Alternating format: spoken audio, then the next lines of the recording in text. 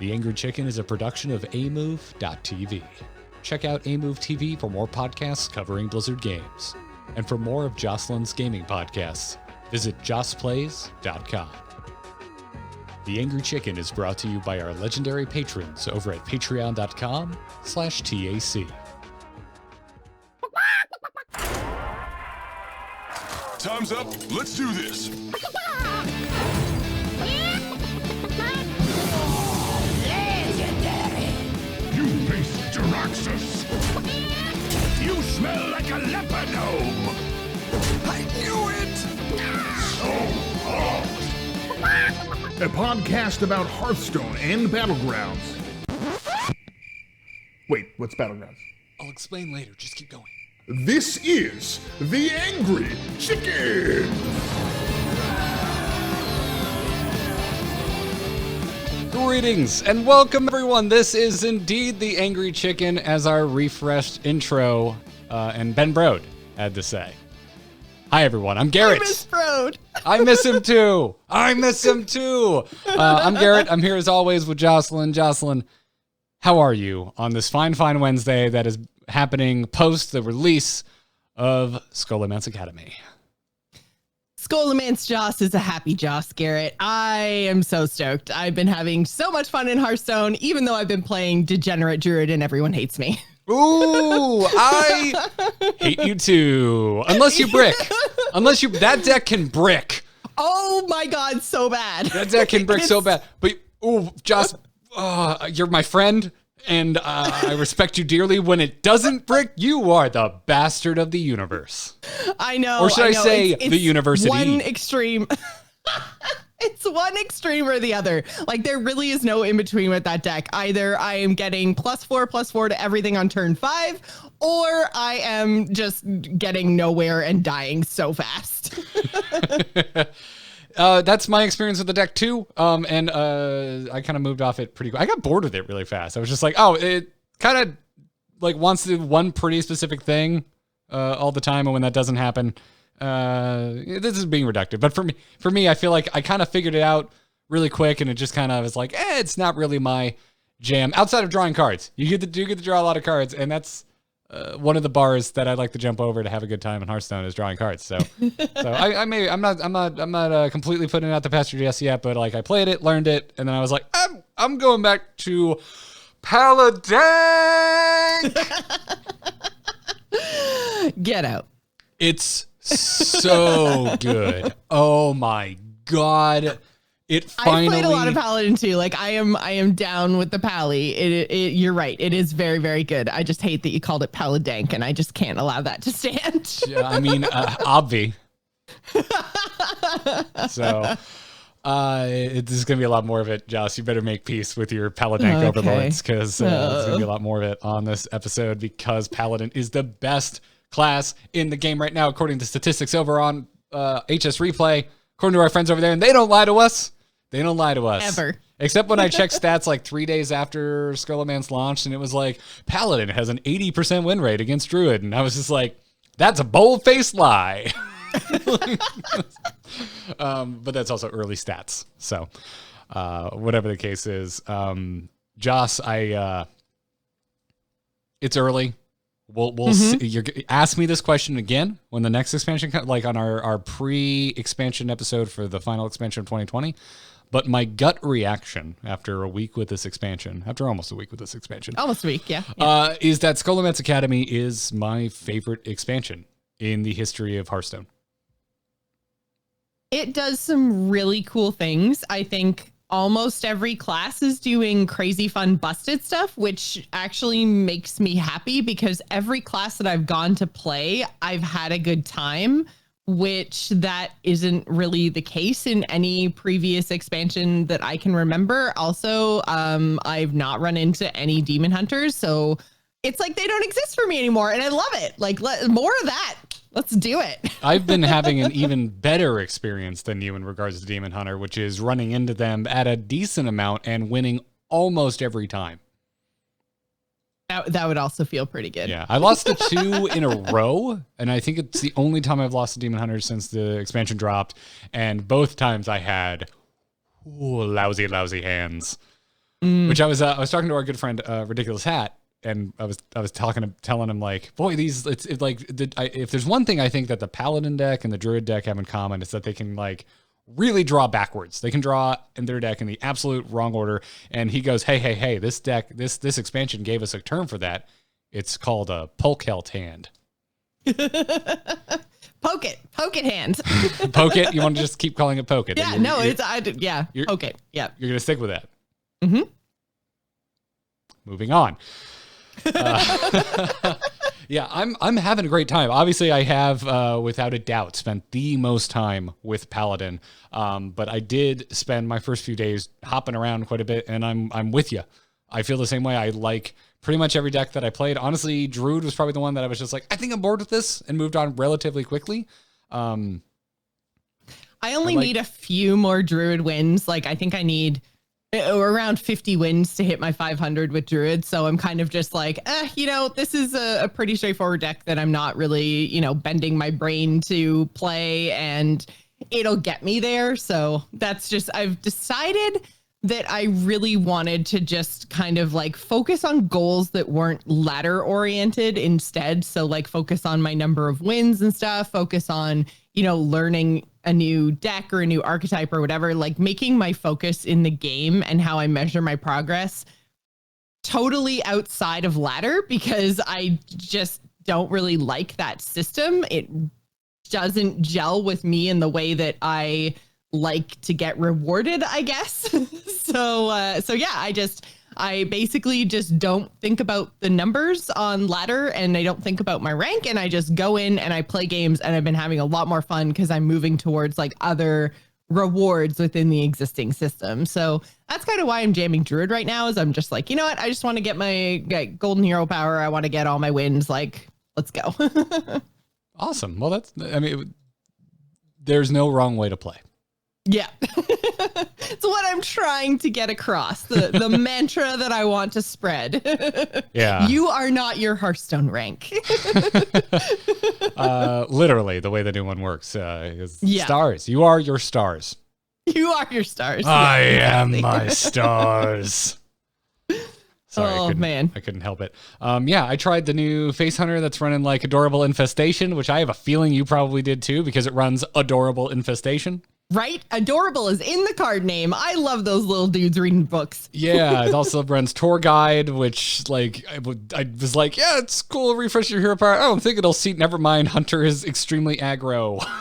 Yeah. Really aggro, and it works. It totally works. I also tried the new aggro demon hunter list, which I like. I'm sorry, Joss. I like it. It's fine. Voracious Reader turned out to be just as powerful as I think we all thought it was going to be, and is indeed finding its way into all of the most aggressive decks, including the now popular aggro demon hunter and new face hunter deck that's running around with new cards from Scholomance. And luckily it's only a rare, so it's not going to break the bank if you're a budget or a free-to-play player. Which is fine. Like, aggro decks should absolutely exist. I think a healthy meta has a little bit of everything. So I'm not mad at the fact that hunters or demon hunters are doing aggro things. I'm just really glad that we had an expansion that didn't require changes within 24 hours. And I feel like Demon Hunter is no longer the new hotness. There's other classes that are doing other interesting things. So people who were just jamming Demon Hunter are moving on to different stuff. So I think that maybe what Demon Hunter needed was just a bigger card list. Like, I almost wish that they launched Demon Hunter with the third expansion of the year and just gave them like cards in the previous expansions or whatever, or gave them, 45 cards instead of 15, something just to widen the card pool a little bit, because launching them with a small card pool just was not my jam. I know where you stand. I don't necessarily agree with you, but I respect your opinion. But that's fine. We don't have to agree on everything. I just stand by. It had to launch strong. It had to launch strong, Yeah. and they couldn't beat it too heavily with a nerf bat, because it also couldn't launch strong and then immediately become unplayable. So Yeah. I think they had to take the baby steps that they took. Even though But I think now they're much more representative of where they should be, right? Oh, like 100%. This was really, really good for the meta and for Demon Hunter, is that now they're, popping up here and there as opposed to, 70% of my games. Like it really, really drove me away. And now, Scholomance is a lot more fun. I'm having so much more fun in standard than I've had in probably like 8 months. So, it's really revitalized my interest in that side of the game, which was really, really good, because I was worried. I was really, really worried that, I wasn't going to enjoy standard Hearthstone anymore, that I was only going to be over in Battlegrounds and none of these classes were going to get the love that Demon Hunter had gotten. And like, I was really, really, really worried. So I'm very, very happy now with the way everything is shook out, because I haven't seen any Demon Hunters, which I know is my personal yay, but it doesn't mean that they're not viable, which I think is really, really good. So I'm very, very happy with the way the meta is shaking out, even though, there's always going to be some pain points, I think, and different players are going to have different ones. We've talked about this a lot on the show at various times in various meta discussions. But I think the fact that there really isn't anybody that's been, or that feels like they got left behind in this expansion. And I think maybe that has to do a little bit with like dual class cards, is that, like some stuff that they put in there is really interesting and very strong and maybe different than what some classes had been, focusing on or doing in the past. So I don't know. I'm really, really enjoying this meta. And I think these decks and these classes are really cool. Yeah. The only thing I haven't really seen a whole lot of is shaman. Have you been running into shamans on ladder very much? I don't believe I have seen a single one. In fact, maybe I spoke too soon about everyone having cool stuff to do. I think shaman, if we're looking for a class that kind of got left behind, I think it was shaman. Have not seen a single shaman. They're still doing like totemy stuff though, right? Like anyone who has been playing shaman, like but I don't think that the totem shaman was impacted all that much by the cards in Scholomance. Like there were a couple of cards that kind of shored up that archetype, but they didn't see, big changes in the way that they play or, the way that they build their decks necessarily, as opposed to a lot of the other stuff that they tried with classes like Librams and Paladin. Like that archetype, went from the bottom to the top sort of thing, but still feels pretty fair, I'll say. Like when I get beat out by a Paladin, the only thing that I would say is, and probably one of my top, I guess, like nerf contenders, is the card that we all knew was going to be super strong, but the Argent Braggart is a little bit nutty. Yeah. Yes. just yes. So to answer your question about Shaman, Totem Shaman is still doing fine. Looks like the most popular version, filtering since the release of the expansion, is sitting at a comfortable 57% win rate with over 8,000 games logged over on HS Replay. And this is a new version because it's running Lightning Bloom. Okay, yeah. Is it a new version though if it runs a card? Well, it's still doing similar stuff, right? Yeah, but I mean, it's not overrun with Scholomance cards. Version, yeah, right. It's running Lightning Bloom. It's running Tour Guide. It's running Trick Totem. I love Trick Totem. Trick Totem's so fun. Yeah, yeah. It's there's some cool stuff. It's also running Totem Goliath, which I'm glad to see because I took a stand on that. We were kind of on the fence about that one, I feel like. Yeah, this is one I haven't personally tried yet. I was just so hyped for Paladin. So next on my at the top of my list that I haven't personally played is the new face aggro rogue, whatever you want to call it. But I have a lot of experience with it, Jocelyn, because it has beat me into submission many times. Yeah, I'm more scared of rogue right now in their aggro list than I personally am the Demon Hunter aggro list. But that kind of gets to, I think, my overall reaction to the archetypes and the different types that we find ourselves, the reaction to the meta we find ourselves in, which is, it is really extreme. Like the aggro decks are hyper aggressive and the control decks are hyper controlly, and whatever the hell you want to call the Paladin deck, I don't know, the big decks, they're really big Yeah, they get beefy really quickly, and the combo stuff is super, super combo-y. Like, it's really leaning into you get it or you don't. And I mean, you're seeing it in Mage, you're seeing it in Druid with the give everything +4/+4 card name that I can't remember. But yeah, the Mage even, they're starting to do, there's kind of like two different variants of the Mage deck right now. And one of them is really like, it makes me so sad because I'm not a huge fan of Freeze Mage in general, but I know a lot of people are, but they're basically employing like Freeze Mage tactics to get to a crazy OTK with Mizaki, which is one of the decks that I was looking forward to trying. And one of the things that I did make sure that I had played kind of like day one. And there's this just like super crazy, they've got like Blizzard and Frost Nova. It's not even the small spell mage. It's like the or I guess it is like small, yeah, but anyways, there's the Lore Keeper, there's Blizzard, there's like Icicle, there's all kinds of card draw, and like I said, Frost Novas and Ray of Frost, and it's very much like a Frost Mage tactic to draw as much of your deck as you can and then just absolutely go off. And it's okay to play, though I think it's more fun to play it without the freeze stuff. But playing against it, especially when you're playing a deck that is minion based, like Paladin, like Druid, man, it's frustrating. Yeah. Yes, it is. And yet, like, I'm finding devolving missiles is also finding a place, which I'm super happy about. But yeah, devolving missiles is all over the place in Mage, which is great. I'm like, as a definitely a Paladin main right now, Mage scares me, and a very specific Demon Hunter list scares me because I can't remember.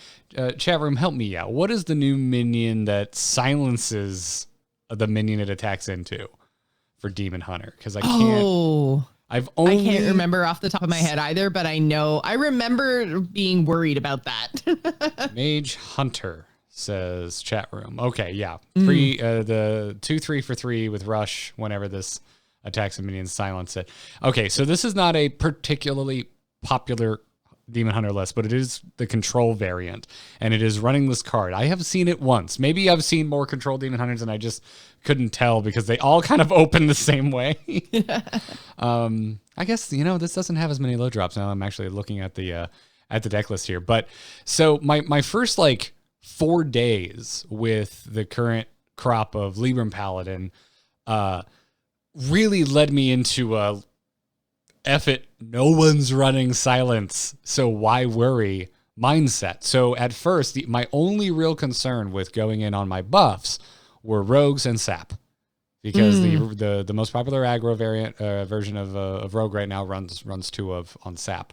Absolutely, yeah. But then I ran into this Demon Hunter and I was like, oh my god, you silenced my massive dude!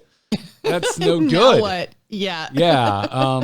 And then devolving missiles. So I kind of start holding my breath when I go against a mage or a demon hunter right now. A demon hunter, yeah. Yeah, yeah. So it's that's kind of where I'm at right now with my paladin thoughts, but yeah, overall I've had such a good time. So I've jumped around on classes a bit. Like I said, the next on my list was aggro rogue. I think I'm going to try the Totem Shaman might actually overtake that now because you reminded me of it. I've just been having such a good time with Paladin. I think about Shaman. But I've played 4 different versions of Paladin. And I've landed on a list that I freaking made myself, sort of. What? Yeah, not quite. So I was trying the most popular versions on HS Replay, which is what I always do because I am woefully unoriginal. And it was. I say as also someone who pretty much net decks. I felt no judgment in your voice. Okay. None whatsoever. I usually do, but I was like, oh, she's being sincere. But the most popular version of Paladin going around right now is running a 1 of Gift of Luminance, that new spell that gives a minion Divine Shield and summons a 1/1 copy of it. It's also running Blessing of Authority, which is that new 5-mana spell that gives a minion +8/+8, but it can't attack heroes this turn. I ain't running any of that crap. ain't got time for that. So the way I've kind of adjusted my list is through kind of looking around and you know, playing all the different lists. I really got a liking for a player who I was unfamiliar with up until this point, Raphael's list, which this was suggested to me by, once again, Ridiculous Hat, who's just becoming like my standard whisperer now that we're talking more regularly since he's been on the show. So, but I went and I took out both of the Crusaders, which is, I'm sure, going to be controversial for people, as well as one of the Libram of Justice, which is like the 5-mana equality effect that equips the 1/4 weapon. But it doesn't equality your own minions, so it's just like infinitely better than an equality combination. Unless you need to get rid of the whole board. But then I did end up putting back in Consecration, which I wanted to bring up because we talked about like anti-synergy of Consecration with Allura, which is not really anti-synergy because it's still not going to hurt your own board. Just because it's Allura, just not necessarily cast at the ideal time. Exactly. When you'd rather have a buff on a minion. Yes. However, almost everyone and their mother is running 2 of Libram of Justices on top of Allura, and that's a similar effect that you don't always want going off in combination with Allura, because it may not be time to rip that off. You may not be staring down the barrel of a high health minion that you want to get rid of. So I found I was just really having a hard time with early wide boards. So I was like, you know, I think I'm hitting enough Demon Hunter, and I also hit a surprising number of Token Druid. Yeah, there is definitely an aggro druid list that's going around, though I feel like at least I'm seeing a little bit more on the aggro side, like the hunter aggro, as opposed to anything else. So, I mean, I know that there's multiple variants for sure, but any druid that I've run into is very much the same as me. The make your dude super big with your turn 5 double innervate Kel'Thuzad dude. Not Kel'Thuzad, Kael'thas. Yeah. Too many KTs. Too many KTs. Welcome to the Heroes of the Storm problem. Yeah, I wouldn't say it's 50-50, but I think it might be like 66% in the favor of Guardian Druid versus 33% chance of Token Druid. Yep. And so, yeah, I went ahead and I was like, screw it, I'm throwing Consecration in here. So I'm not going to take a hard stance on taking both your Crusaders out, but I am going to take a hard stance on just one of Crusader, because I haven't been in a single game where I've gotten to play 2 Crusaders. Like, it's just, you have Liadrin here. I don't know how much value you truly need in the late game. So yeah, anyway, the way I've adjusted Raphael's list, I think it's very much for like non-legend climbing. Is what I would recommend my adjustments for. I've got a link to it in the show notes if you're interested. Also got Raphael's original list in there, as well as a list, the most popular version on HS Replay, which should be pretty easy for you to find. But yeah, I've enjoyed every version I played, but I've played the most now with like my variant, and I'm just gonna keep rocking it because once I made this change, I started getting on my first win streaks of post Scholomance. So I'm quite happy with this. But yeah, other than that, Demon Hunter for me, Joss, I'm sorry. I like that aggro list. I like it quite a bit. What I find interesting, I'm glad that you're finding your fun. What I find interesting with Demon Hunter is that they've landed on, soul shards are fine on their own. We don't really need anything that consumes them and has an effect. Yeah, and I feel like the Warlock definitely uses some of the consumption cards, but I mean, like, they're just putting random heals into your deck that are going to go off later in the game when you probably could use some. Like, yeah, that's just good.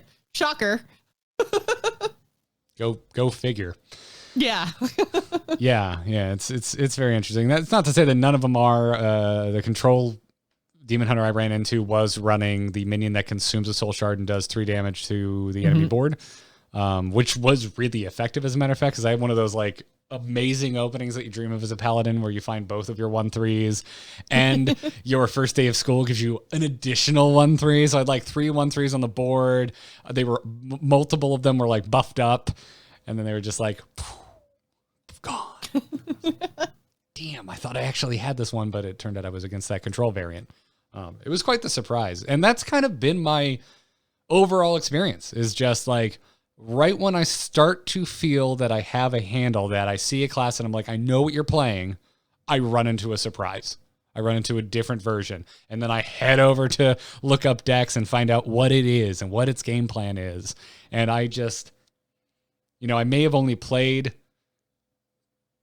10 different decks since Scholomance, but I have probably looked at and researched and tried to figure out closer to like 25 because it's just, I keep running into things that go, ooh, what's this? And I just, certainly after Ashes of Outland, it feels like this hasn't been the case for a while.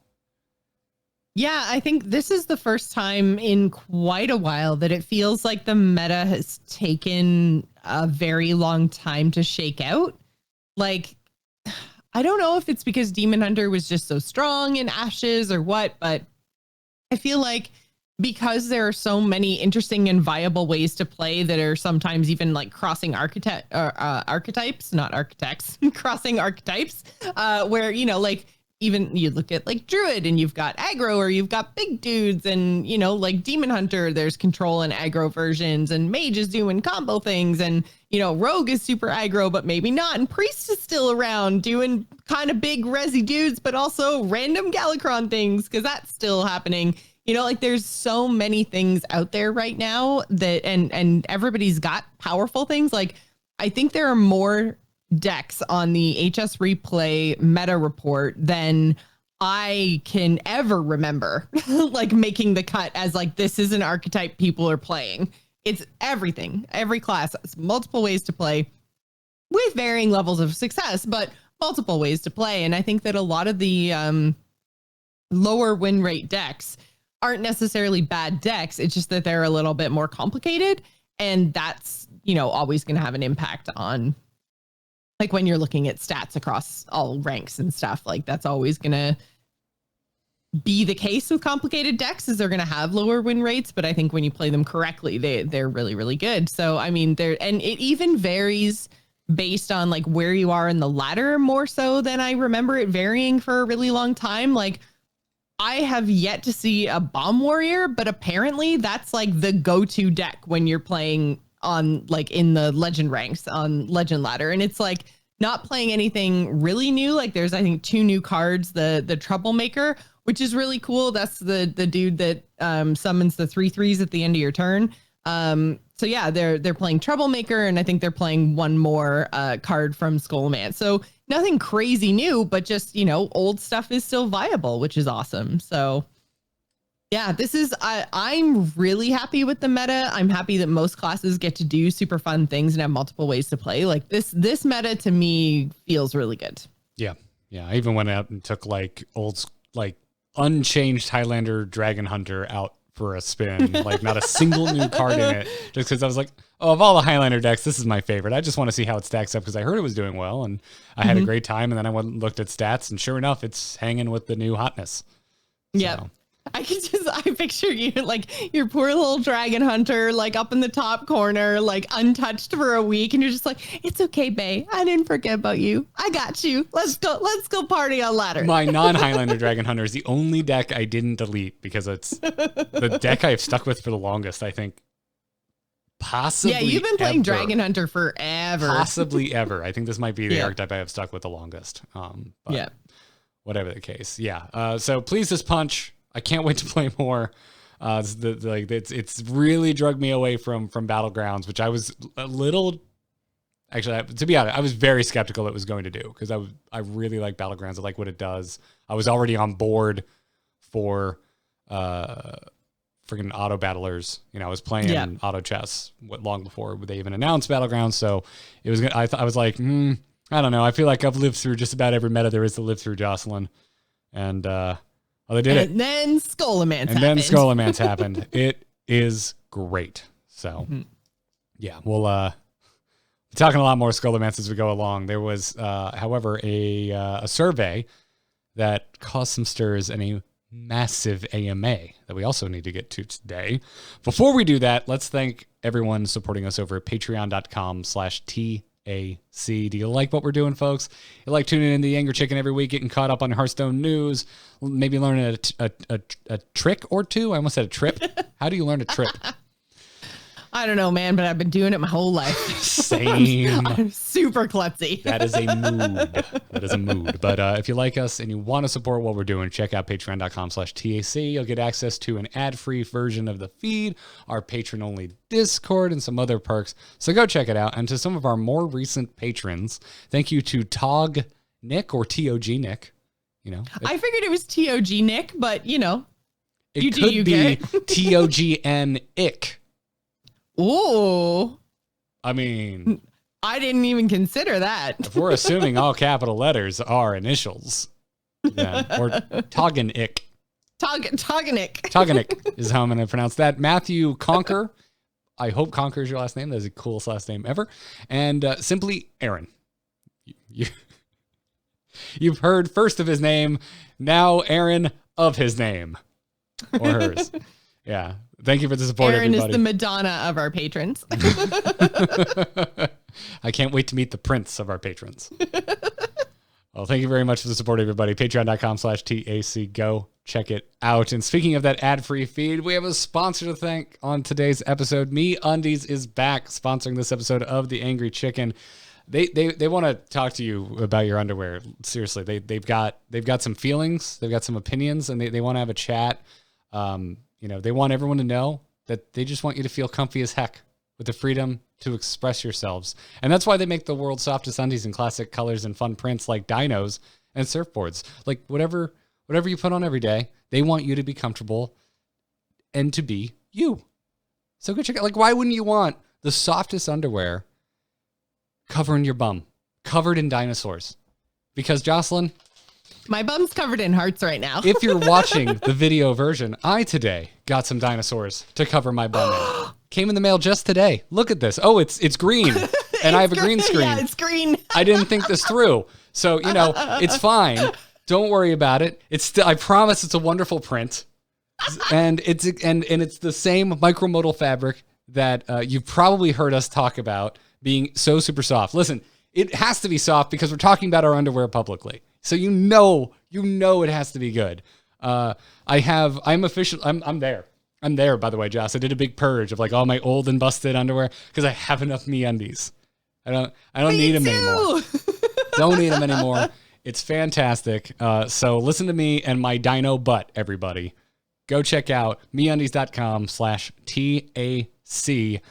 They're serious about the softness. Like super serious. So serious that they scour the world for the softest fabric known to man. And it all starts with sustainably sourced beechwood trees that magically turn from pulp to yarn to undies. I don't have it with me, but they actually sent an infographic in the thing they mailed me today that explains the whole process. Yeah. Undies that kind of feel like heaven on your skin for comfort from the outside, literally, to in. That's your butt, everybody, in case you were curious. So go check them out to get 15% off your first order, free shipping, and a 100% satisfaction guarantee. Go to MeUndies.com/TAC. Again, that is MeUndies.com/TAC. And now let's get to this week's Hearthstone news, which I lost my bumpers, everybody. It's there somewhere, I promise. Good news, everyone! We found it. It is time. I almost did the bumper. Have you ever? I already did. I did.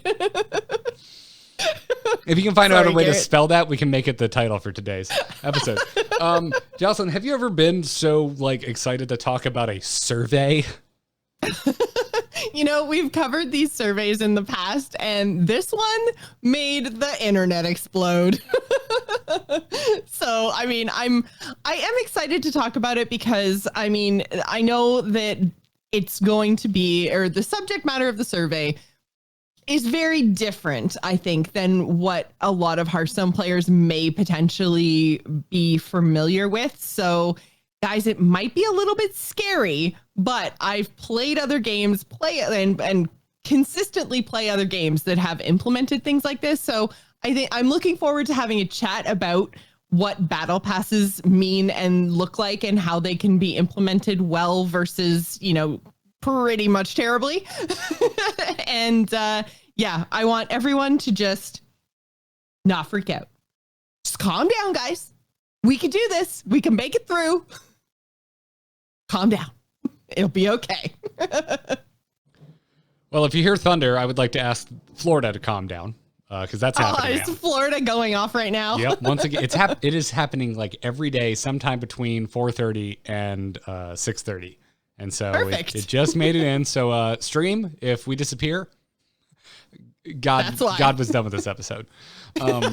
Yeah. So Josh, don't want us to talk about battle passes. in regards to the survey, which basically tees up the idea of a battle pass for Hearthstone, I'm not freaking out.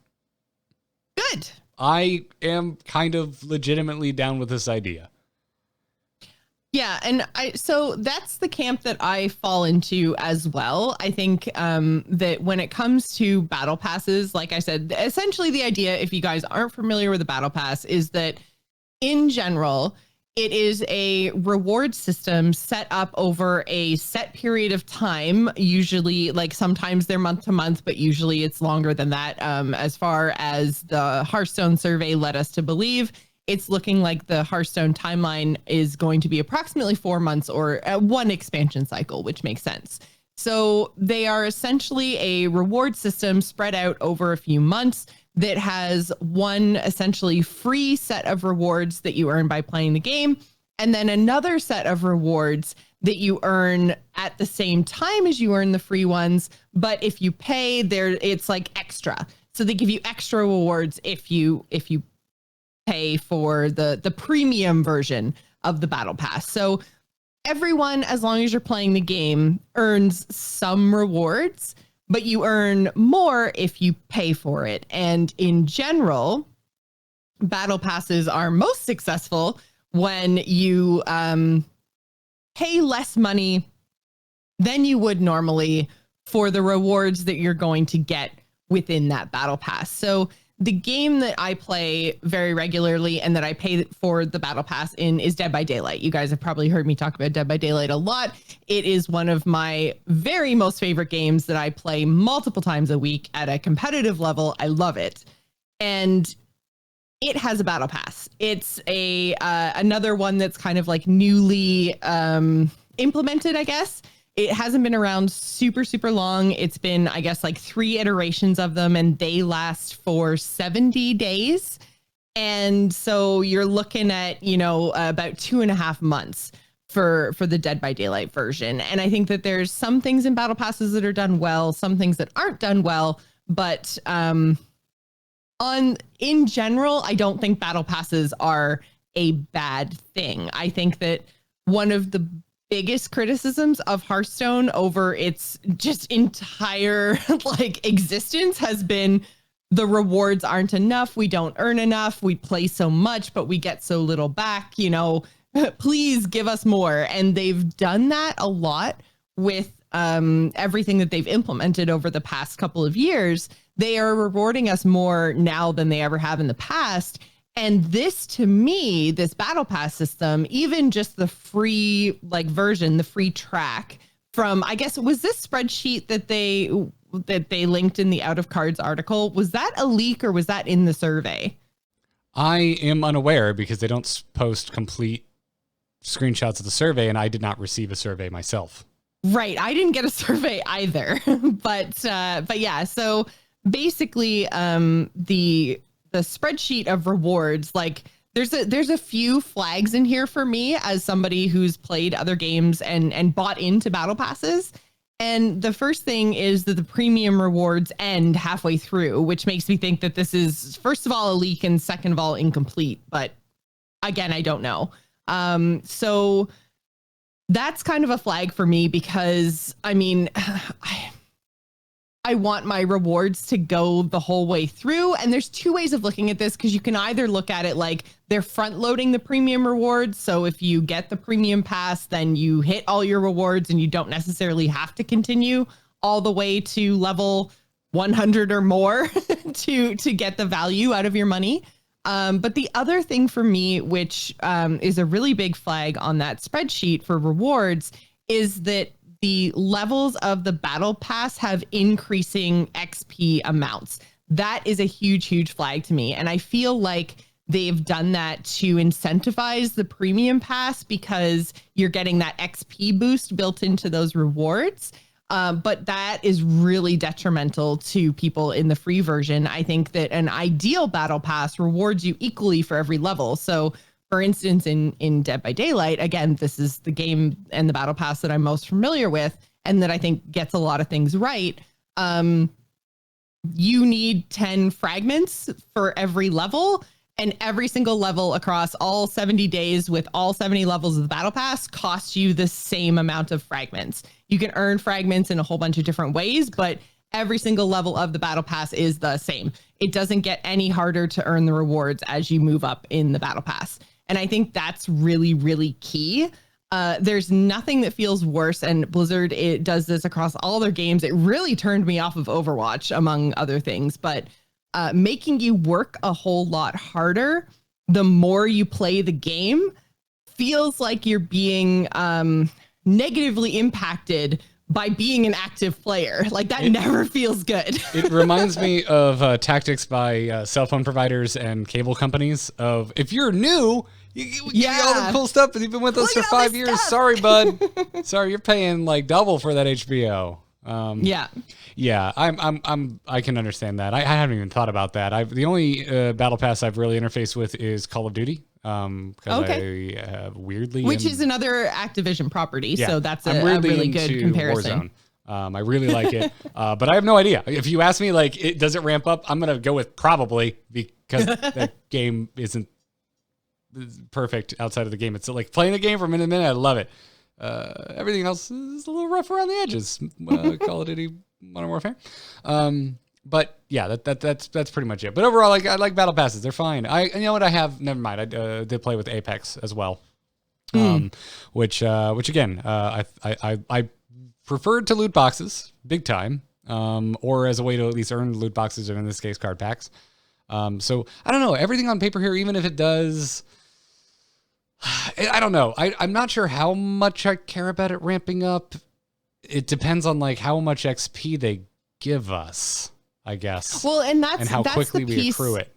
Yeah, that's the piece that they didn't really talk about. They talked about replacing gold on your quests with XP for the battle pass. They talked about a maximum that you could earn per week, which means if you only have 1 day to play, you can basically get all your XP in 1 day and then not have to worry about playing for the rest of the week. Like they talked about those kind of things, but they even gave us, I guess, like the total XP required for level 100. Again, I'm assuming this came from the spreadsheet, for hitting level 100, which is the end of the rewards on the battle pass, other than you just kind of have, if you go beyond level 100, then you just keep getting gold for every level, or for every 2000 XP you earn, you get another 25 gold. So, they haven't actually told us like what winning a game is worth, or what completing a quest is worth, or, we have no idea if like one of your quests will be worth 2000 XP. Like without that information, it's very hard to judge. Yeah. Well, and again, this is a survey, not an official announcement. So I wouldn't expect honestly, I think the survey divulged so much more information than I would have expected from a survey, like kind of broaching the subject of a battle pass for Hearthstone. Like the amount of information that was like gleaned from this is nutty. So I guess let's get into some of the highlights here, because we're kind of talking all over the place. And so folks, if you haven't followed along, there would be both a paid and free version, which is in line with basically every battle pass that exists for every freaking game that has a battle pass. Usually paid kind of gives you, like, buys you X amount of levels at first, or an XP bonus or something like that. In other battle passes, not necessarily here, although it does mention later that you would get an XP bonus from it. Would last roughly 4 months, the goal being the stretch expansions. So it would run from the start of one expansion to the beginning of the next expansion. And then it would be like a new season for a new battle pass, which is good. I don't want to see monthly battle passes. Like, don't. No. Oh, no. The monthly ladder reset already is something I don't love. So there's that. It mentions XP replacing gold rewards from quests. And this is really what sent people into a flurry, possibly a blade flurry. Yeah, and I mean, even chat room right now is talking about how this is replacing quests, and they didn't say that. They said that XP is going to replace gold rewards from quests. So they didn't say they're taking away daily quests. They said that you're no longer going to get gold, you're going to get XP, which is feeding into this battle pass system. So that's kind of different. Like, you're going to still have your daily bonus things you can do for a currency. It's just that now they're calling it XP instead of gold, and they're moving gold into the battle pass. I don't want to say behind the battle pass, because there is still a free version, right? So, right. There's no technically behind the battle pass, because you're going to interface with it one way or the other, whether you want to pay to get a leg up or not. Yes. You're going to be grinding out your battle pass. Yes. Which sounds dirty. They also mentioned gold replacing wins, but there was no word on if the daily max for wins is changing, which is like a big variable, I think, on how I feel about this. Although I gotta say, if I'm being honest, I think it's going to be pretty hard to make the current amount that you get for wins feel any worse.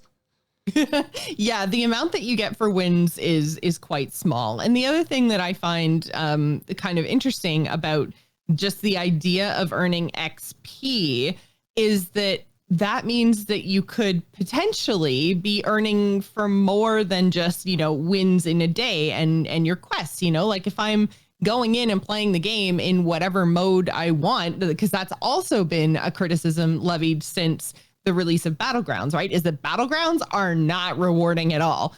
So if, between standard and wild and Battlegrounds and arena, if all of these things together are just contributing to one pool, and that pool is XP, then I can play Hearthstone however I want and unlock rewards as I go. And I'm going to know exactly what those rewards are the whole entire time that I'm playing. And I'm going to know what I'm working towards.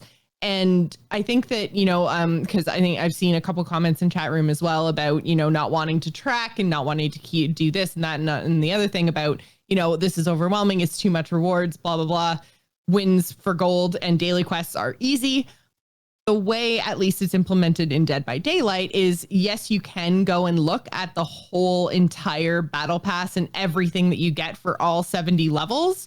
But the default view is like, here's the last couple things you earned. Here's the level you're on right now. Here's your next couple of rewards. Like, yeah, it's something that Ben Lee mentioned in the AMA today, that they want it to be understandable and for that information to be presented to you in a clear way, which I would imagine. Yeah, like if you've never mess with the battle pass. It's not going to look like that spreadsheet. Like that's not going to be how Hearthstone presents that information to you. No, definitely not. So I trust them here. This is Hearthstone. They're afraid of turning our cards right side up in spectator mode, I think. So they value our user experience and they never want to overwhelm us. So how do you not work in like PR? Right? That's great. That's great. Anyway, let's talk about potential rewards. Potential rewards include, again, this is a survey. None of this is in stone, but latest expansion packs, prior expansion packs, upgradable hero skins. Who the hell knows what that means? I'm sorry. I want to put hats and sunglasses on my heroes. Especially if there was somehow a button I could push where, like, when I have my crazy turn, when I go off with my druid, like, all of a sudden I get, like, deal with it sunglasses on Lunara. Like, do you think we'll get our too hot for Hearthstone skins back as a way? Like, is that because for some people, I think, I'm not saying I believe this, would think that that's an upgraded hero portrait. That definitely is an upgraded hero portrait. Like, hashtag free Jaina's boobs. Experience boost for the pass itself, which is mentioned multiple times. Arena tickets, individual random cards, a choice of hero skins, alternate art for the coin. Bring it on, please. Yes, please. Yeah. Alternate card art. I've only asked for it since I think episode 1 of this show. Expansion card back, and then of course gold. Which that's pretty cool because I feel like that gives them the opportunity to do something big and crazy. We have expansion card backs from pre-ordering, right? But like, can you imagine if you got like a super crazy, awesome animated to the nines, like card back? Like, I don't even know what this would look like, but like, yeah. I feel like if it's like the end reward for completing the battle pass, that's the kind of thing that you could really go crazy with. Yeah.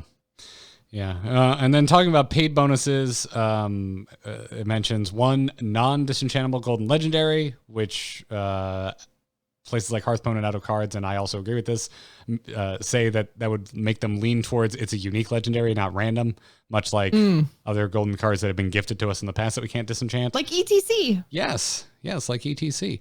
2 upgradable hero skins, 3 levels of upgrades each. These would be Jaina and Rexar. That is extremely specific, so it makes me think they put a lot of thought into this, and we will most likely see this no matter what changes happen. 20% XP boost for the pass. Alternate art for the coin is under paid bonuses, so you would, if this is true, get it for buying, like getting the boost for the battle pass. 17 packs for the latest expansion, 14 packs for prior standard expansions, 4 arena tickets, 2 legendary cards, and 2 epic cards, which just makes me wonder how much this would cost. Because if it's like, I think I pay 20 for Call of Duties. Like if I pay $20 for this, I would do it like tomorrow. I'd be like, sure, why the hell not? Here's my $20. Well, and that's kind of, and to, again, go back to Dead by Daylight, if you actually play the game in Dead by Daylight, then you earn enough in-game currency to purchase your next battle pass. So like Hearthstone doesn't really have that unless they allow you to purchase the battle pass for gold and not money, which maybe they will, who knows? But that would kind of be the equivalent, is if, say, the battle pass cost you 1,000 gold, and over the course of the battle pass in Hearthstone, you earned 1,000 gold by completing all of your levels, then that's basically how Dead by Daylight does it. So they have built-in like currency refunds depending on how far you get, and then they also allow you to spend more money and buy the levels that you don't complete should you want to at the end, which I've had to do every time because basically doing 1 level of a battle pass a day is more than I have time to play Dead by Daylight in a 70-day period. So I always end up purchasing my last like 10 to 15 levels usually. And, in the end, even then I purchase those levels and most of them are currency refunds anyway. So, but yeah, I think that, having some sort of currency reward within it is kind of the way to do it, and also making it available for gold. I don't know if that's Blizzard's plan, but price is really going to dictate, I think, how we feel about this in the end. Is, if this is in the $20 range, I mean, obviously you then go for the paid bonuses, right? Because you get that back even without everything else. You get that back just in card packs, right? Like 17 packs for the latest expansion and 14 packs for the prior expansions, like 31 packs, $20, easy done. Yeah. Really, like overall, most of what I've seen from this, I'm on board for. Like, it seems like it seems like a solid battle pass. Like, to me, the only thing I'm like, can we just like get rid of arena tickets and stop pretending that they have value? You either play arena or this is something you do not use. Yeah. I wish that there was a way to like, I don't know, turn your arena tickets into gold, like basically like refund them, because I'm sitting on a lot of arena tickets now and I just don't use them because it's not a mode that I interact with. Ooh, and let me re-roll my hero offerings at the start of Battlegrounds with an arena ticket. Sure, even that, like make it usable in other places in the game, or refund it for gold, or whatever. Like, it would be cool if we could like disenchant our arena tickets if we're not going to use them, and get some form of something that we use somewhere else in the game. I would be totally down for that, because yeah, I agree. Like, that's going to definitely be a level that I hit in the battle pass and I go shrug. But then at the same time, there's levels in other battle passes where, I hit a cosmetic for a character I don't play or something, and I'm like, shrug, I've still got 2 levels to go before I hit the one that I really want. So listen, in like 3 years, when like an expansion you like as much as Scholomance comes out and suddenly you find yourself like jamming games with a class you don't usually play, you're gonna be like, oh my god, that portrait I got from the first ever Hearthstone battle pass, I'm so glad I have it now, it's awesome. This is me saying, you, Joss, I'm not trying to sell anyone on a battle pass. I get less than nothing from it. But yeah, like overall, I've messed with a few battle passes in other games. Of popular tactics and games in like the last decade, it's one of my more favorite ones actually, because I hate loot boxes. I cannot stand them. But battle passes I rather enjoy. I think they're pretty fun progression systems in games where there are things to unlock and get. Absolutely. And I think that, again, it comes down to whether a battle pass is implemented correctly or incorrectly. And I think, like I mentioned earlier on, my biggest flag on the play here is the fact that there's an increase in XP as you move level to level, which may or may not be something that actually makes it into the final iteration. Again, the spreadsheet of rewards and all of these numbers are not things that I even know what the source is outside of this Out of Cards article. So, I mean, I don't know where that came from. I don't know if it's complete, but that's a big flag for me is increasing like the requirements as you move through and making it harder to get those higher levels. Yeah. I mean, we should take everything in here with a grain of salt because it's a survey, not an announcement. We'll find out. Exactly. Yeah. Hell, they announced the tournament mode at one point. We didn't get it. That didn't even come out of a survey. So you never know. Never freaking know. As a matter of like past surveys, I was trying to find one and I found one from 2016 that mentioned things like a campaign mode, playing doubles with friends, playing offline, guilds and clans. We have almost none of that. Yeah. So, yeah. Oh, that one mentioned tournament mode. I was going to say there was definitely a tournament mode mention in a survey at some point in the past, but yeah. Yep. At this point, I've moved on. I'm ready for 8-player custom Battlegrounds lobbies because I want to play with our Discord. Yeah, I totally get that. So I think there's good ways to do it and there's bad ways to do it. And, we should just kind of wait and see. And I know we did also get some clarifications on what all of this stuff was in the survey, because we did have a huge AMA that happened was it yesterday? It was yesterday. Yeah. Which we're going to talk about. So we have some clarifications, guys. Yep. Don't worry. Yep. Which we're going to talk about after we thank our final sponsor today, Raycon, which you can check out over at buyraycon.com/TAC. Whether you're working from home or you're working on your fitness, you want what you're listening to be what you're listening to, not what your roommates or children are listening to. Especially when Joce or I make an unintended innuendo and fail to move on from it in a timely manner. So, you don't want your kids hearing that, do you? We all need a great pair of wireless earbuds, but before you go and drop hundreds of dollars on a pair, you need to check out the wireless earbuds from Raycon. I've got mine in my hand if you're watching the video version. I love these things. They're great. They sound really good. They fit my ears wonderfully. Even get extra sizes of the rubber, earbud portion. So I have weirdly shaped ears. I was very happy for that. So go check them out. Their newest model, the Everyday E25, are their best ones yet, with 6 hours of playtime, seamless Bluetooth pairing, more bass, and a more compact design that gives you a nice noise isolating fit. They just work. I don't have to fuss with them. I don't have to fuss with my Bluetooth settings, which is something I cannot say about my car or my speakers or my smart home devices or the actual blue painted tooth that it resides in my actual mouth. The only thing that works without fail, Bluetooth wise, are my Raycon earbuds. So go check them out. They're super comfortable. And unlike some of your other wireless options, Raycon earbuds are both stylish and discreet with no dangling wires or stems. So you're not distracting people when you're on your darn video calls. And on top of all this, the company was co-founded by Ray J and celebrities like Melissa Etheridge, Mike Tyson, and Snoop D-O-double-G.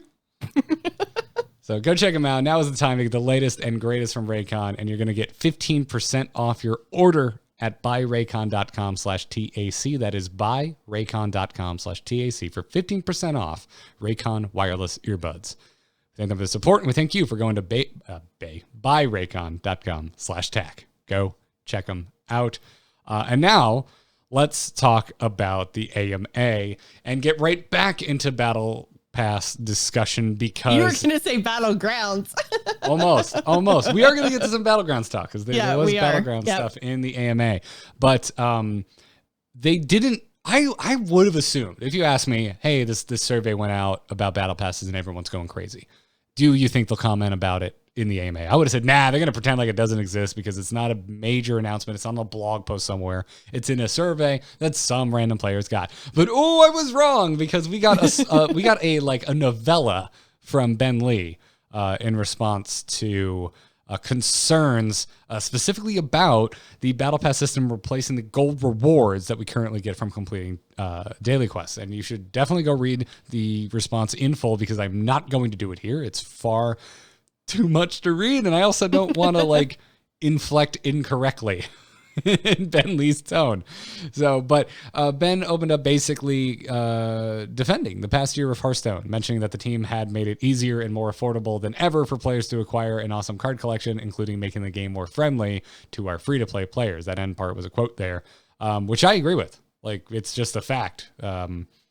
He went on to call out no duplicates, free competitive decks for new and returning players, which was just updated, by the way. Increased rank rewards, first-time ranked rewards, more rewards through in-game events, free single-player adventure content, which made me want to go, that doesn't really actually help you grow your card collection. I feel like put a little asterisk there.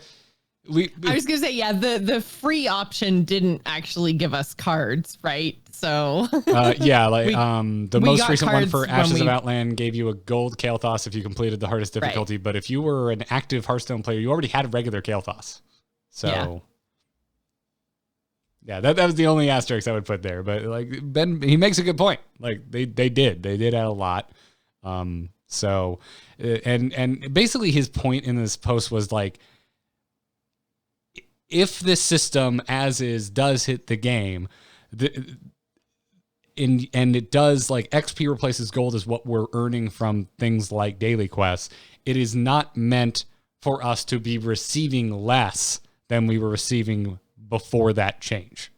Right. What we earn from the Battle Pass and the speed through which we progress through the Battle Pass should end up being the same, if not better. Again, I'm summarizing here, not quoting. So, yeah, that was kind of the big opening statement. And there was a big focus on what Ben referred to as repackaging, not reducing current rewards. And that's when he got into that they really want to make this easy to view and to understand, to know what you can get and how far from getting it you are. Said, quote, "We want you to know how many rewards you've acquired, how many more you can earn, and what steps you need to take in order to obtain them." Mm-hmm. Yeah. Also mentioned a broadening of the benefits of the existing Tavern Pass system, which said something to the effect of supplement the rewards of the upcoming progression system with new cosmetics, which is extremely vague, and I don't really know what the take there. But any eyes on the Tavern Pass system, I chalk up to a positive because I think frankly, it feels pretty half-baked to me. Yeah, the Tavern Pass system feels a whole lot like, oh my God, people like Battlegrounds. What do we do now? A little bit, which I guess little Band-Aidy. Yeah, I mean, I don't know. It sounds harsher than I mean it to, but it's also just how I feel. I don't know. I would rather them have fun, develop it as they see fit, and not spend a whole lot of extra time in development coming up with this perfect, Tavern Pass system for something that may be a non-starter. So I'd rather, I like how they rolled out Battlegrounds for the most part, but it does not mean I think the Tavern Pass is perfect. So please continue adjusting it. And then Ben continued saying, quote, "There's been some discussion that a huge time investment would be required to complete the levels in the system. We don't intend this to be the case." Cool. Rewind a few minutes if anyone from the team is listening and see Jocelyn's concerns about ramping up XP required to hit each level. So, yeah. Overall... It's the thing is, it's not necessarily a huge time investment in terms of I'm worried about them making me play more Hearthstone or trying to make me play more Hearthstone. What I'm worried about is that if I have 10 hours of Hearthstone to play in a week, and that is consistent week over week over week, that in week 1, I'll get 20 levels, and then I'll get 10, and then I'll get 5, and then I'll get 2, and then I'll get 1. And all of a sudden it's my Hearthstone time hasn't changed, but my rewards have dropped off a cliff. That's my concern. Which so the game already kind of feels like on a micro level, because once you It finish your quest for the definitely day, does. you're just like, oh, I just get nothing now. Yeah, it absolutely does. Yeah. Once you hit the limit on your wins and you finish your quest. And even then, like, your wins reward you so little that it's like, yeah. I don't want to spend too much more time talking about this, No, but like, I do think that from a game design perspective, like, I should be incentivized to like feel as rewarded in week 16 as I did in week 1, as opposed to like Exactly. weeks, Yeah, like I just 13 want through a 16 just feeling like the consistent slog.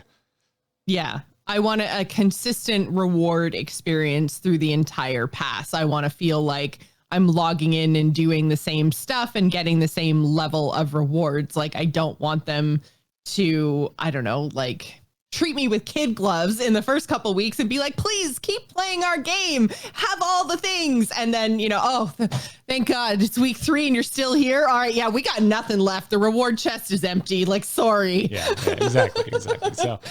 So yeah, and nothing, I really didn't get any red flags from Bentley's response here. Like a lot of this, I really, this response to me felt like it was very much directed at people who were pitchfork in hand. Who had voiced their concerns quite loudly. But, I think battle passes can, not even so much battle passes, but just big changes to how the reward system in your favorite game works. Like, that's always going to create feelings of anxiety among a play base, especially when we're dealing with the Hearthstone players, because, for so long, our game like didn't change. We had very, very set things. We didn't get balance patches very often. Our rewards were the same. Our expansion cycles were the same. When they introduced the standard year, even people were like, what? Hearthstone's ruined. Why are you doing this? Oh my God, my collection. I don't remember as much negativity around standard year, but maybe it's because I tend to block out opinions that aren't my own, because I remember being very excited. But yeah, like it was very much like, big change is hard, and this is a very, very big change. It's reimagining the way you're rewarded for playing a game that you've been playing for 6 years now. That's a big deal. So, I mean, I think that the concern is definitely warranted. I just think that maybe people went a little bit too extreme, given that this is, like we said off the top, a survey, not an announcement. This is them, seeing what the community thinks. So I think it's absolutely valid for the community to give their opinions, because that's what they're looking for when they put out a survey, right? So make your concerns heard, but do it in a constructive criticism way, as per usual. Obvi. So let's get trying to bug Garrett now. You guys. Let's get to the rest of like some highlights from the rest of the AMA. I pulled these highlights from Hearthstone. So if you yourself do not want to read through the waterfall, the ocean that is questions and replies of the AMA, I like this roundup. It's a good one. So let's start in responses to things pertaining to the basic and classic set. There was mention that new modern basic and classic set is something that the team has been working on, and that we're going to see the result of with 2021's first expansion, which excites me endlessly. Someone who has leaned more towards the side of set it on fire, throw it out, get rid of it. I was going to say, get rid of it completely, never play with it again. Well, send it to Wild, and let's just stop. So never play it again if you're Garrett. Let's just stop trying to design around the set. Exacerbated by things like Demon Hunter being added. Yeah, which I think is a completely valid concern. It's been around for a long time. The design priorities of Hearthstone and the game itself have really changed, and the fact that we're stuck in a lot of places with a lot of classes. I think, a lot of people seem to be fairly happy with the priest reworks. And that was kind of like applying new Hearthstone game design to a class that really, really needed it. And I think a lot of people want their favorite class to have that same treatment, the kind of like update. So yeah, I think this is going to play really well with the Hearthstone crowd. This is a change everybody's on board with, I think, for the most part. And they're also asking which cards we want to see in Standard from Wild, beside Whizbang the Wonderful. Fair enough. Yeah. Fair enough. Yeah. Ms. Bank's so great. Yeah. Let's talk Battlegrounds for a bit because the Tide Raiser and Nat Pagle Extreme Angler, also known as Hot Nat Pagle or Hot Pagle. Hot Pagle, yeah. Yeah. Are in the process of being redesigned. And they also said the tokens generated by other cards might be a problem that they may need to address in the future. I have a feeling the redesign of these two cards and the success of which will play a role in. Yeah, and I mean, this is tokens. I think I talked about quite a while ago now. It's not necessarily the tokens that come out of like Alley Cat. It's the stuff that like the Tide Raiser, when it drops the pirates, and then you don't actually kill the pirates, then they still deal their full 5 and 6 stars of damage, even though they were never purchased by the player. It's one of those things that can sometimes lead to losing a game, which just doesn't really feel good. So I do hope they take a look at it at least, because sometimes like you're able to deal damage. And I've been on the receiving end and the giving end of this, but sometimes you're able to deal damage that you didn't really deserve or that is just completely and totally random, right? Like, I mean, you could get the 1-star pirate, but it feels like Tide Raiser always drops 5 and 6-star pirates, and then it's like, man, that one 3-cost thing that you bought just dealt 11 damage to my face. Oh, you don't like it when 3 Lizas run out of the Tide Raiser? No, which makes no sense. Why were that many captains on one ship? Right? I mean, you've heard of too many cooks in the kitchen, Jocelyn. There should have been a mutiny, and 2 of those should be dead. There's only 1 captain. Like, they should pop out of the ship and insta-die, because you can't have more than 1 captain. They'd be killing themselves, though, because they're all Liza. Oh, yeah, no. Clearly 2 of them are imposters. Is this a Jesus of Suburbia St. Jimmy thing? Okay. All right. It is now. I got my Green Day reference in for the episode. We can move on with our lives. Continuing with Battlegrounds, balance changes will be happening apparently soon, and Eudora was specifically called out. Yeah. In addition, things like Murlocs getting nerfed and Beasts getting buffed were also mentioned. So I would expect this to be pretty soon, frankly. Yeah, I think just in general, we're kind of due for a balance patch over in Battlegrounds. We're also due for a new minion type. So, right? Like, pirates were forever ago. What's next? I think we did have to wait like 2 months, though. So it's been 6 days, Jocelyn. It's a ways out. Oh, I see what you mean in terms of the length of the expansion. I'm like, pirates have been out for more than 2 days or 6 days. Oh, Ashes of Outland, 2 months until the Pirates update for Battlegrounds. Yeah. So if we're keeping even remotely close to that and assuming that they have probably slowed down, not sped up because of COVID, well, yeah, there you have it. To quote Ian Malcolm, apparently. I didn't mean to do that. And then finally, Battlegrounds should be getting the rank reset soon. With seasonal resets. Notice they didn't say monthly, and many more to come. Yeah, which I am down for seasonal resets. I'm assuming that this will probably go along the same lines of what we saw in the survey about the Battle Pass, like looking more at an expansion season instead of it, which then if they also revamp ladder for an expansion season, I would be down for all of that, because like you, Garrett, I am not down with the monthly resets. I'm not a fan. No, and I'm especially weird. with the giant reset all the way back to the very, very bottom now. Like, I mean, I have assumptions that they'll probably bronze through diamondify it at some point, but I like the number. I like that it's... I love the number. I love seeing my MMR. I really like seeing the little adjustments. And like, although I guess, if they did decide to do a bronze through a diamond, they would still need, because of the 1 through 8 possibility, you would still need a micro possibility adjustment within that. So who knows? Because I mean, Heroes has you level up your disco ball is what I like to call it in Heroes of the Storm, and you still have bronze through Grandmaster. But like there's like individual ranks. There's like 5 ranks of bronze, 5 ranks of silver. And you see like an XP bar kind of go around the emblem. But there's just something about how just cold and clinical the number is in Battlegrounds that I really like. And I can't really tell you why, other than I like that it's just this thing I chip away at. Yeah. You know, like to me, it's fun. It's a fun, Well, endless project.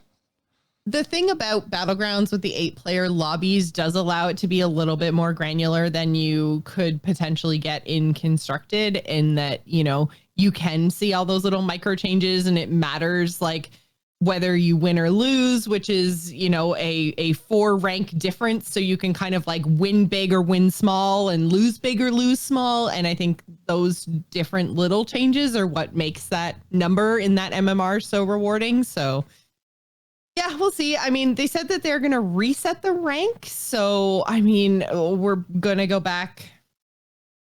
Where did we start? 3,000?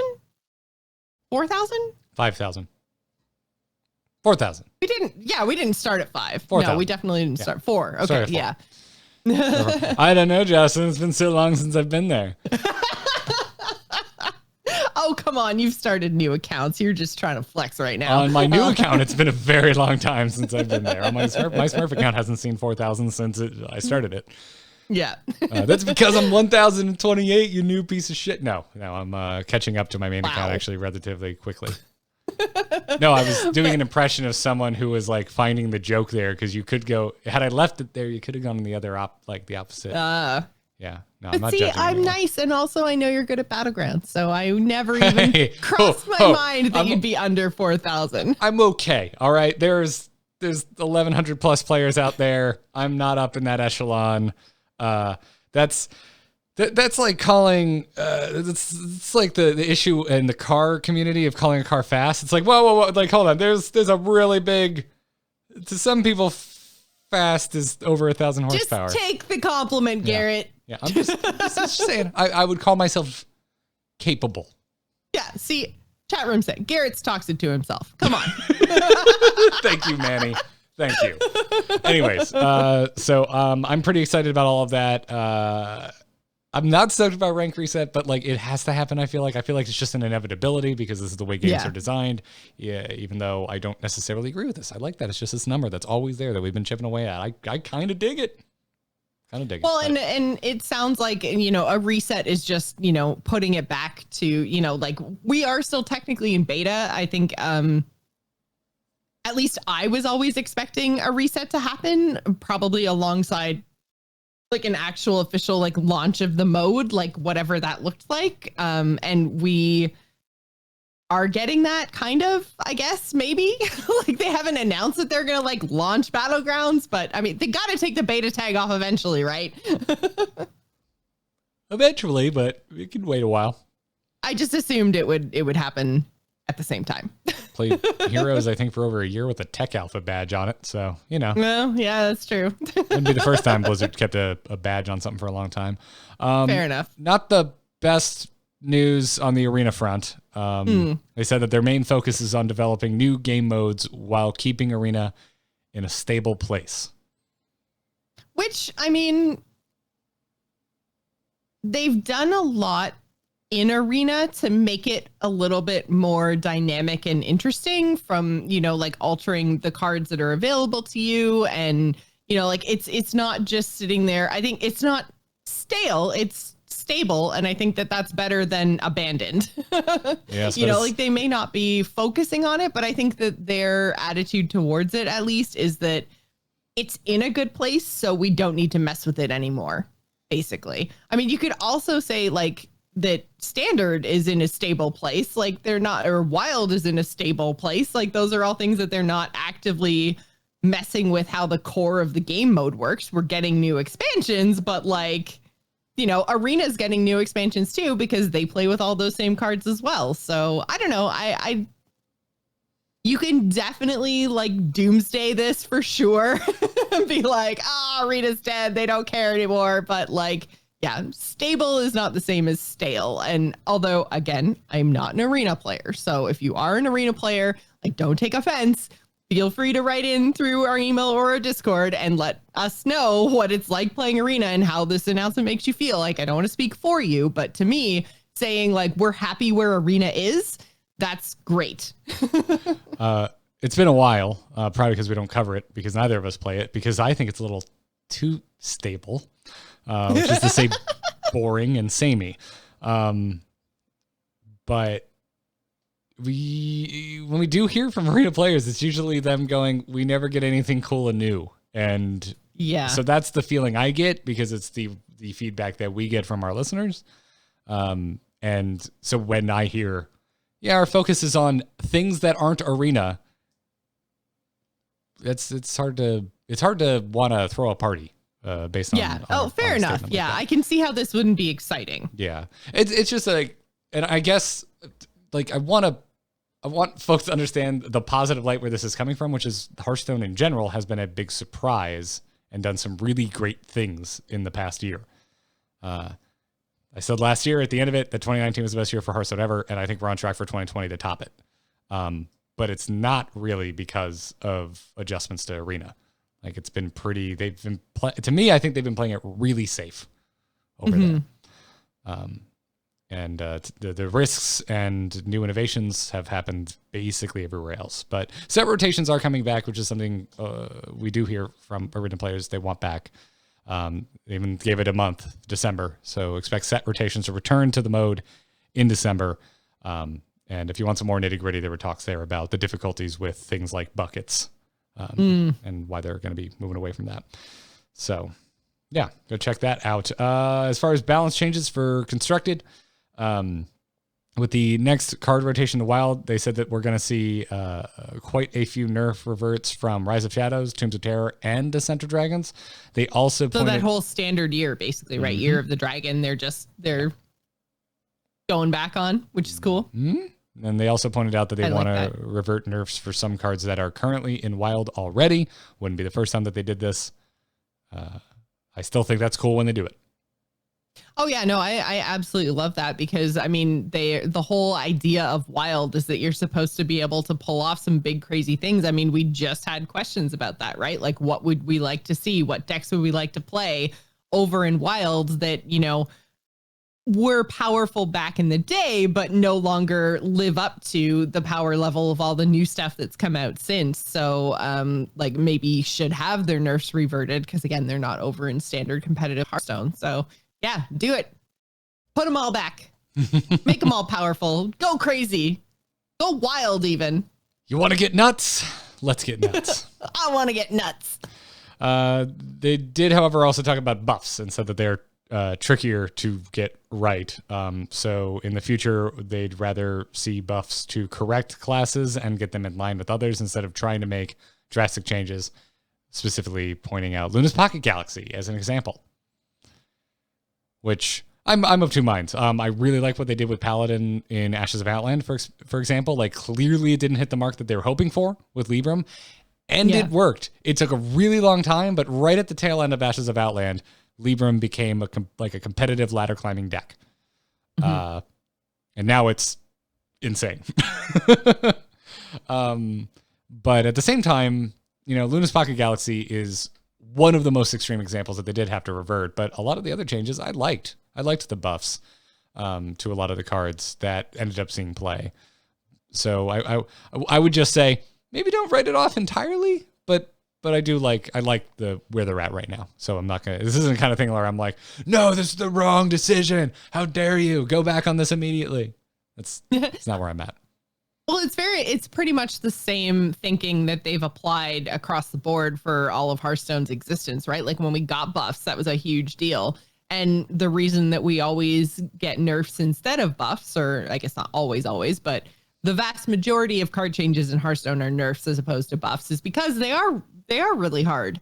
And it feels even worse if something gets buffed and then nerfed after the fact and like has to be put back where it was. Like, that feels way, way worse, because you get excited about something, it's super, super powerful, and then they're like, oh, that was a mistake. Like, Pocket Galaxy really felt bad. So I think that they are absolutely a lot harder to get right, and they should be done sparingly. I'm down for all of this logic. Yeah. And they are now closely looking at how decks are shaping up. In particular, they are looking at how they feel to play against, and gave the example of Kael'thas. And this is something we bring up on the show all the time, that like, balance is important, but they have multiple times over the history of the entire game mentioned that feel is also important to them. So Yeah. Which is good. I gave Kael'thas the middle finger just today, Jocelyn. Because of druids? Yes. How did you guess? I just had an idea. There's something about just doing 0 mana cards instead of doing like mana reductions that is just why. Shh, I'm casting 0 mana Librams right now. Don't tell anybody. But I mean, even that is a mana reduction, right? Like just saying Yeah, that you can do a thing that's meant for 10 mana, but do it for free. Like Librams, why? yeah, but not first day of class. But like the worst way you can abuse that in Paladin is get a 0 mana proc on Allura. Yeah, that's real, or a 0 mana spell burst. So there's ways to do it, but it's not what we've seen in the past with 0 mana cards. It's not on that level. So please don't nerf my Paladin, please. I know. It's so funny. As soon as we start talking about Paladin and how it does some of the broken things the other class is doing, Garrett's like, no, change the subject. No, it's fine. It's totally fine unless Druid's doing it. Leave Paladin alone. So did you see my tweet from earlier this week? No, I missed it. Where I said that I'm not happy with how good Paladin's doing because it undercuts any complaint I want to make about Druid. That's where I'm at, everybody, in case you want to know my biases wrapped up in a nice tweet bow.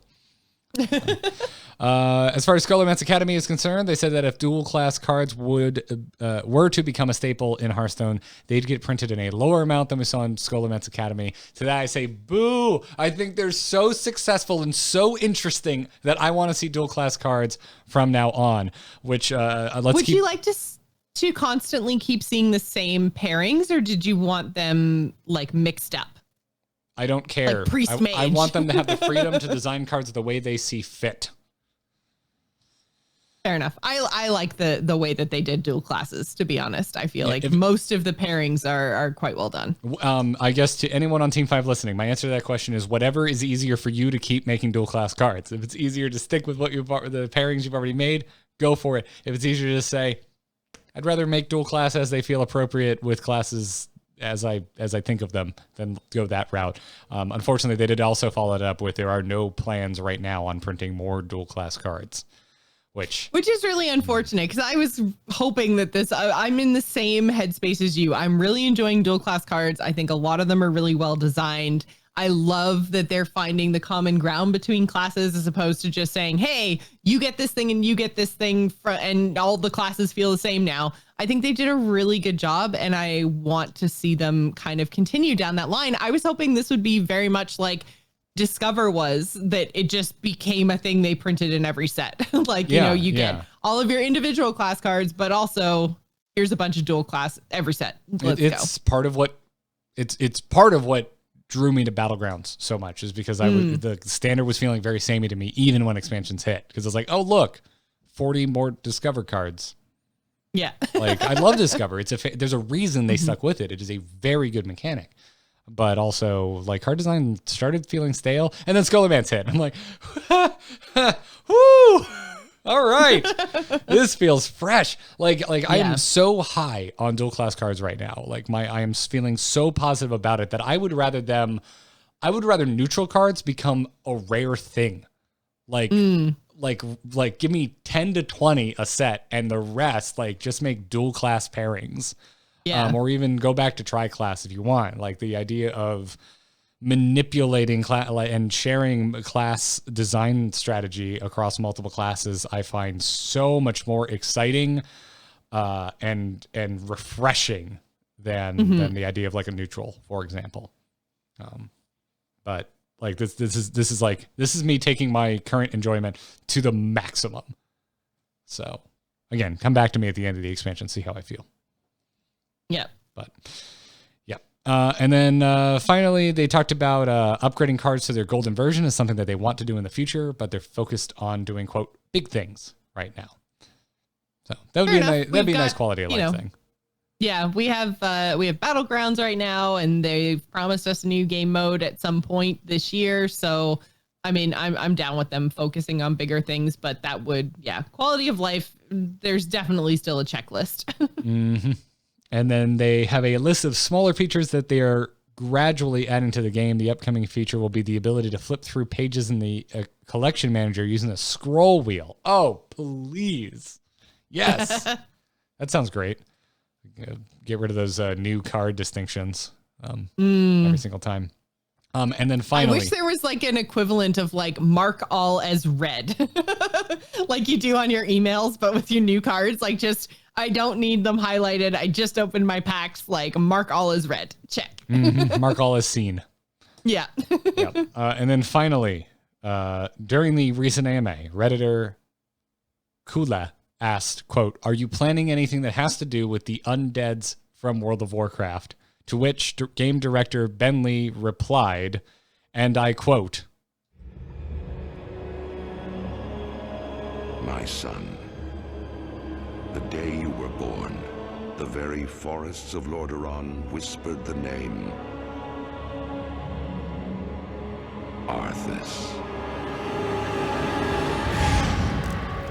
I watched with pride as you grew into a weapon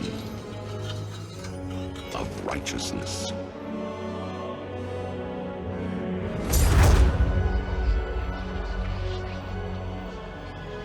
Remember, our line has always ruled with wisdom and strength.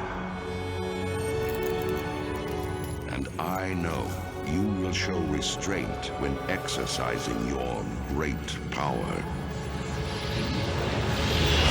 But the truest victory, my son, is stirring the hearts of your people.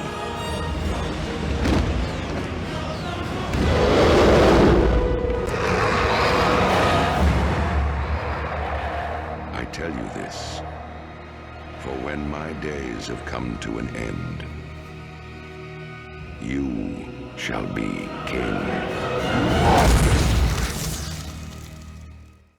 Few people know that Ben Lee actually walks around everywhere he goes with a live orchestra, and has an extremely deep and sultry voice. So you know that was a direct reply. Now Ben Lee typed it, but I got an exclusive recording of him actually reading out his reply in real time. So for the audio only audience, Ben Lee literally replied with the direct quote of the opening of the Wrath of the Lich King cinematic, which is Arthas's father, King Tyrannus, talking to his son, which to me, Jocelyn, can only mean one thing. Death Knights are coming to Hearthstone, and Death not Knight as hero cards. Yeah, I mean, it's definitely interesting. I am down for more classes. I mean, as much as I was not down for Demon Hunter and the way it was implemented, I mean, like I said off the top of the show, it's in a much better place now, even just one expansion later. So, I mean, you know, whether you are Team Joce with they should have launched it in a more balanced state, or Team Garrett with, you know, they needed it to be huge and impactful and make everybody want to play it, I think now it's in a better place, and I'm down for Demon Hunter, but yeah, I would also be down for Death Knights and Monks and, you know, all that kind of cool stuff that we've got going on over in World of Warcraft. So I don't know if I'm 100% sure that it's going to actually be a Death Knight class, because I don't think that we're going to get another class in Hearthstone this year. And I think if they want to capitalize on the undead stuff in Warcraft, then that's very much would be aligning, I would think, with the Shadowlands expansion, which is coming this year, right? Like we're getting it fall 2020, which will probably be like end of November. So yeah, not that they've ever given a slight care of matching anything up with WoW in a timely fashion. They haven't really, but there's definitely been like some like crossover events between the two games and stuff. So I mean, I don't know, maybe this is single player content, not to rain on your parade, Garrett, I'm so sorry, but like maybe this is like single player content or a special event, or, you know, it could be a lot of different things. You already have a single player mode with Arthas. I know we have a single player mode with Arthas, but I'm thinking more along the lines of like, I know he directly went to Arthas, and I know that Arthas is directly linked to the Death Knights. But I'm wondering if it's a little bit more like broad than that. I'm sorry, Garrett. I'm sorry. Garrett is just, well, he doesn't even want to talk to me right now, guys. This is how deeply I've offended him. No, I am not listening to a word you say, because we now live post a class being added to Hearthstone. Like, if there has ever been a time, if there's ever been a freaking time, I'm going to throw my underwear again. If there's ever been a time where it's a realistic expectation that a new class, a Death Knight class, an Arthas class, a perfect, beautiful, frozen, undead Prince Boy class could come to this game, it is now. The time is now, Jocelyn. Okay, Garrett.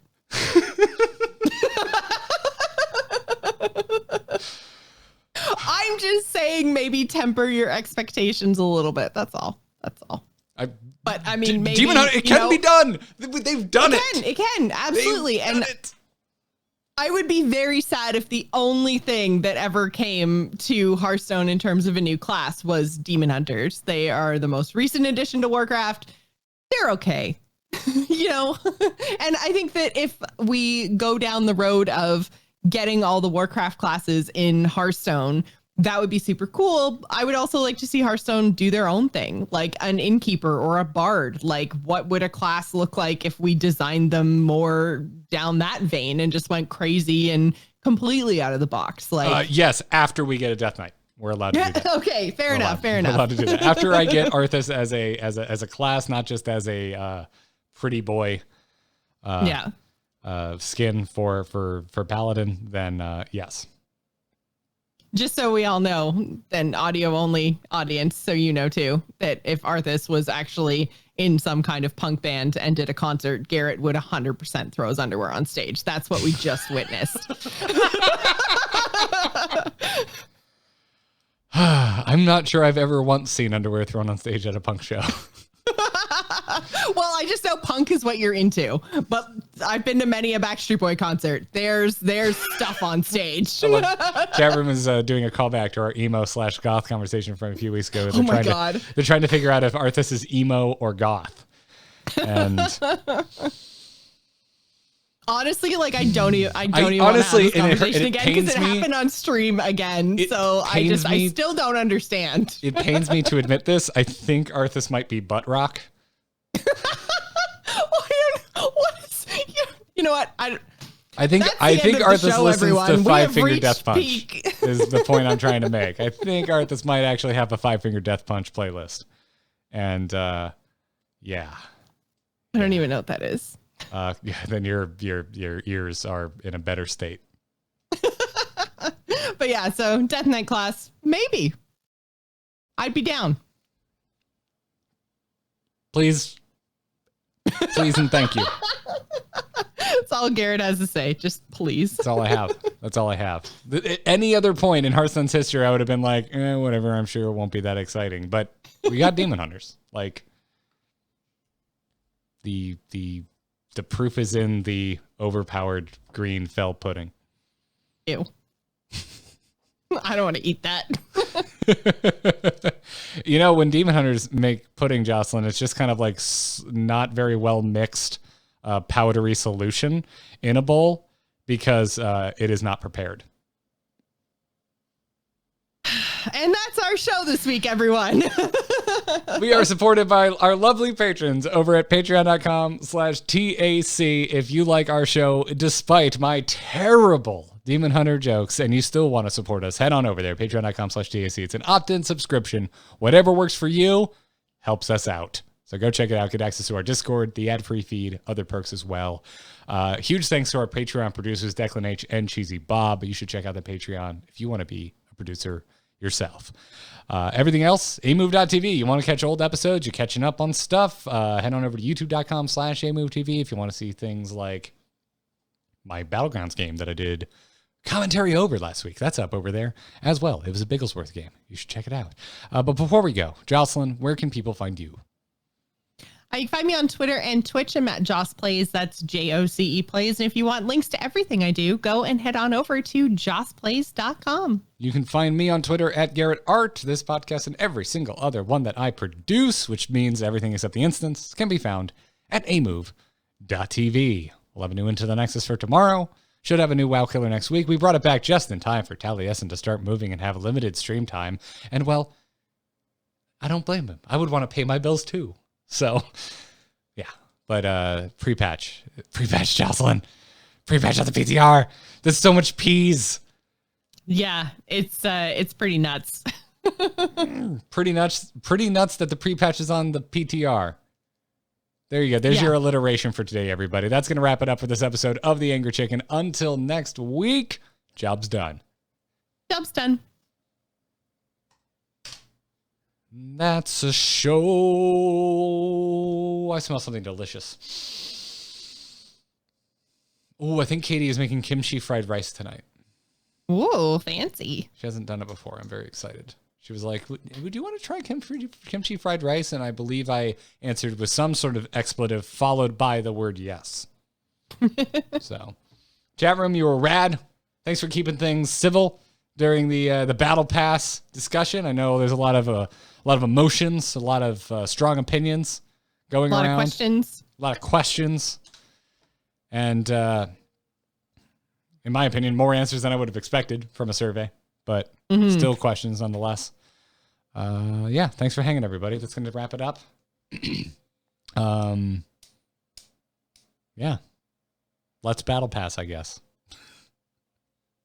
As I think it could be really cool. I do too. I'm on board. I think, yeah, if they do it properly, it's going to be great. So,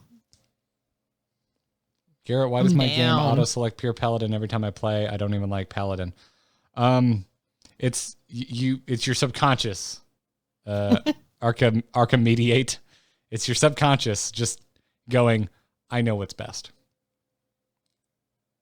I know what's best. Well, all right, chat. I'm going to bring this down so we can post the show and we can go have dinner. So, bye now.